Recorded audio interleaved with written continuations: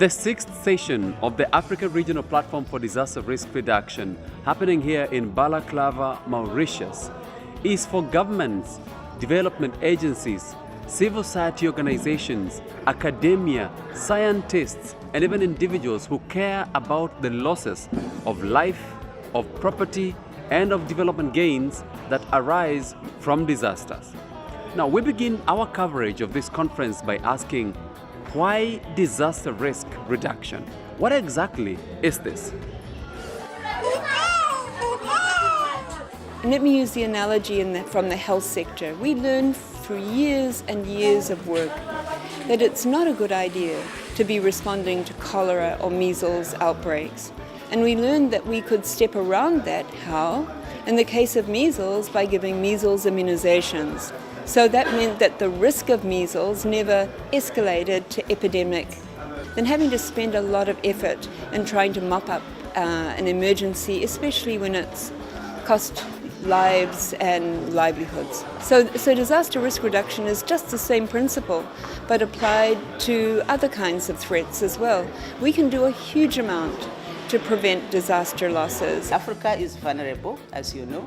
It's vulnerable to shocks coming from different disasters, and these of course are propagated by climate change, and climate change is on the increase.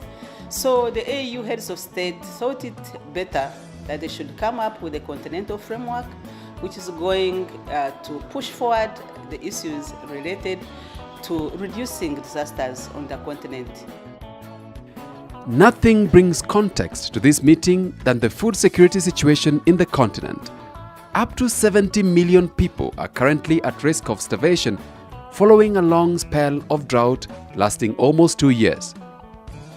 Made worse by a changing climate, the delegates at the meeting have a responsibility to come up with an action plan that puts the reduction of such risks at the heart of development. The huge loss of life, 1.35 million lives over the last 2 decades globally from disasters, and over $1 trillion, and it's an underestimate, of economic loss, which is money from disasters, which is money that could be spent on inoculating children, on healthcare and education, on economic development, on agricultural inputs.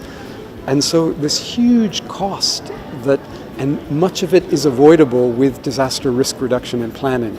So that's when the idea came into my head that this is really a tyranny of ignorance. It's not intentional. It's not as if government said we're deliberately going to ignore disaster risk, but it's still this ignorance which is now changing as a result of the Sendai framework, its predecessor, the Hyogo framework, and the commitment reflected here today of African countries to reduce disaster risk. That tyranny is ending, and it will have a hugely positive impact on people's lives and on economic development. We have been using rudimentary practices. We have not been able to build resilience within the communities. Things must happen at the community level. Even if you have policies, even if you have actions and strategies, unless something happens at the community level, then we can't really be happy that we have achieved. So we must see that the communities are able to build resilience. The Africa Regional Platform for Disaster Risk Reduction is also an experience sharing opportunity where nations that have made significant progress in reducing the impacts of disasters talk about best practices that could be adopted by the rest. Countries need to sit by themselves, need to look at the historic data. They need to analyze and understand the data in terms of from the data to move from data that reports risks to risk information. Based on that information, they need to make tough decisions. That is to come with priorities on where they have to invest to reduce the risk that they face. Based on that, they will be able to mobilize resources to fund this transformation that needs to be changed, needs to happen in the country. And this is the way of doing what we call mainstreaming of DRR into development. 2 important documents are coming out of this meeting, one being the African Plan of Action for Disaster Risk Reduction, which defines approaches that governments can apply to reduce disaster losses. And the second is the Mauritius Declaration, which details the set of commitments agreed to by all the governments represented. It is an assurance to partners and peers of specific government actions which will be taken to aid the implementation of the action plan.